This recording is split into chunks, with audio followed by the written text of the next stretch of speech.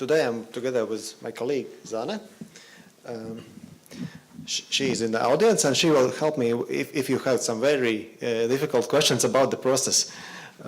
Yeah, because mainly I'm IT guy, I'm system analyst there. So, let's go. Yes, we will enable this one. So, yeah. Today's topic is soil agrochemical research from field to analysis. At the first, we are ArcGIS users like 10 years, but this is the first time we are presenting something here in front of S3 users in Latvia or in Baltia. So maybe I have to make a bit introduction about what is State Plant Protection Service. So we are protecting plants in some way. Maybe someone could think this is some kind of Greenpeace or I don't know. We are keeping them in some kind of greenhouses, but no, we are very technical. I think we protect those plants that are important to humans that we eat, or maybe the trees in the woods, so that we make exports or something like that. So the main reason for our service is to maintain the sustainable and effective farming in Latvia. This is the main goal of ours. We have like 5 departments, but yeah. So maybe I will start as the plant grows. It starts from seeds. So we have a department that keeps all the registers about species and varieties of plants. So yes, the first thing is to keep the certified seed and planting material. The next part, when the seed is in the soil, we need to maintain that we know the contents of the soil and the fertilizers we need to grow that plant there. Next, yes, as the plant grows, there is some pests and disease that could harm the plant, and maybe some weeds that is growing together with these plants. So we have an option to protect them from these two. And yes, and the last part we are dealing with is the plant circulation. There is production, some kind of, for example, we certify exports. All that we have produced, we want to sell to third-party countries, so we need to certify that this production is free from some pests or diseases that is not allowed in the country that is importing our production. So these are the 4 main goals that our agency is dealing about. Next, I will go through the soil agrochemical research. This is why is it important? Because the main goal is effective crop growing. To grow that plant effectively, one of the instruments that we can handle is the nutrients and fertilization. The thing that we can give to that plant. To know what to give to that plant, at first we need to know what is already in that soil, what that plant needs. So. And this is the thing where the soil agrochemical research is in, to take samples from the soil and in laboratory to test what is there, what's in the soil. The agrochemical research is based on universal standards and local approach, because the local approach is important because maybe the same plants are not growing the same in different countries, because the weather is different, the varieties are different. We use the Latvian approach that our scientists have researched that these are best for our plants and for our situation. So, okay, right now we will go through the process of the agrochemical research. At first, it starts with the application, because all the farmers are our clients, and they have to apply for this for the thing. This is almost in all cases. This is paid service. The state that doesn't pay for this thing. The farmers have to know why it's important for them, and they will pay for this service. So the first is application. Then we are making preparation work. We know where is the areas that the farmer wants the research to be going on. Then when this preparation is done, then we go to field. Our inspectors go to field and take the samples. When the samples are took, we go. They are took to a laboratory, and when these laboratory samples are analyzed, then we make the research results. So this is the very simplified version of that, how this research process is going on in our case. So, but this is very nice, but where is the gist, right? Okay, this is the question. The gist is starting from the application, because the clients apply it in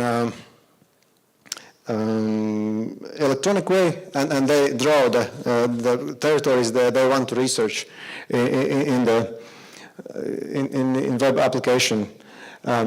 After then, we will take these territories that the client want to research, and we prepare the places how to divide all this territory to the samples, because in one sample it's not allowed to be more than 5 hectares.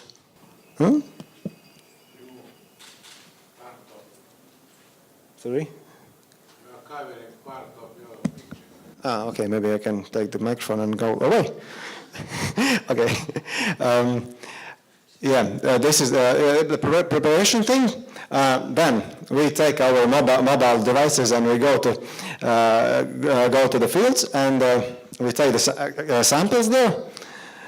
Okay, in the laboratory there is no GIS right now, but maybe it will be someday. But yeah, and in the finish, we analyze these. We analyze this laboratory results, and we make the maps and all the results in general. We make the map for a client. How does its field look like? So.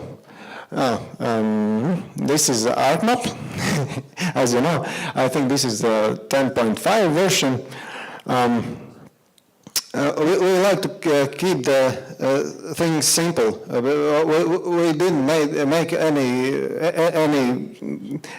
much customization there. We just made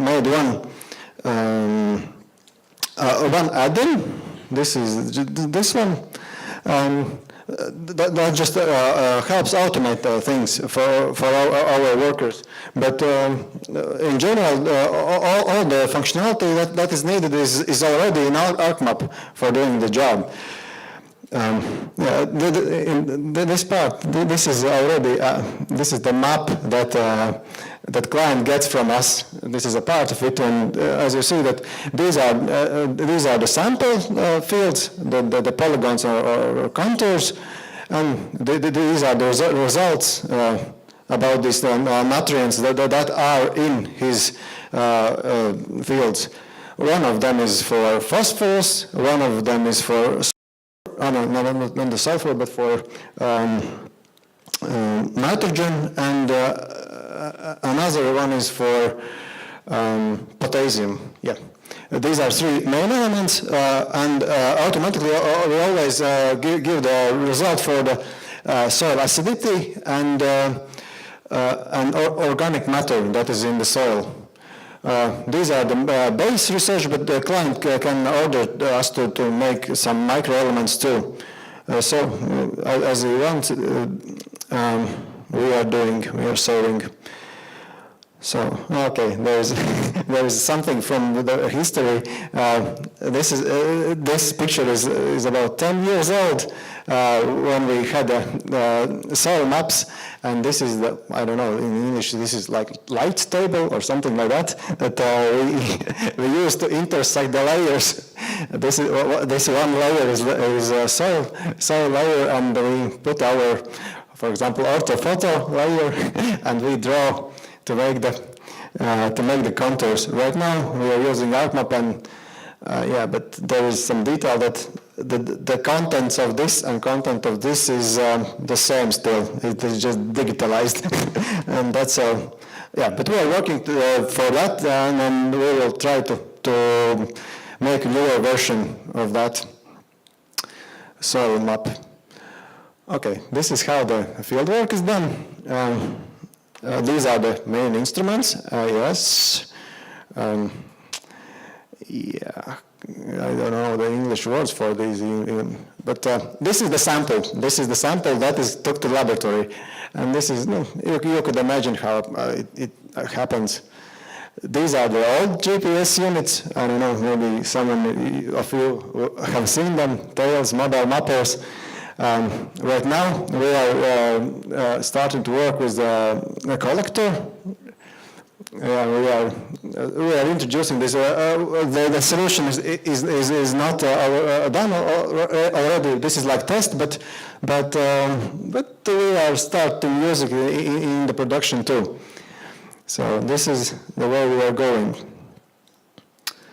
These are the results. The first thing the client gets is the map. It's printed, it's prepared as the client wants.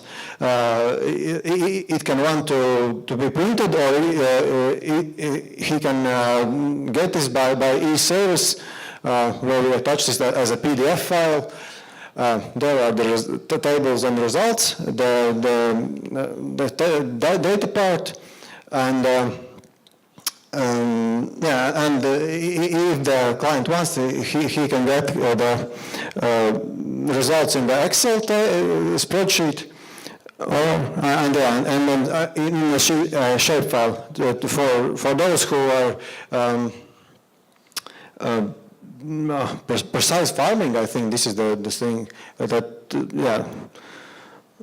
to put the shapefile in the tractor to get the precise fertilization in the areas that it's needed. There is some hardware support that, and we can give this shapefile for them. So about this. There is a film, a little movie, how this thing is done. Maybe it's a bit interesting. I won't play it all, but if you want to find more information about soil agriculture, you have to go to our website, and there is this film and in written form too. So I think that mainly this is it. This is one of our colleagues. Okay, thank you. Maybe some questions. How many samples you will take from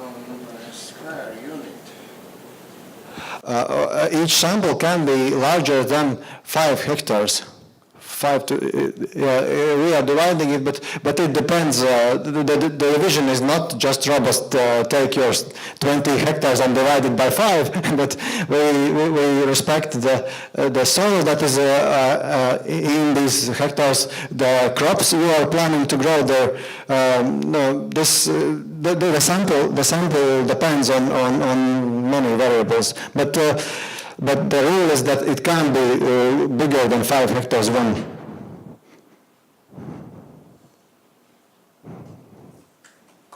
Yeah, thank you.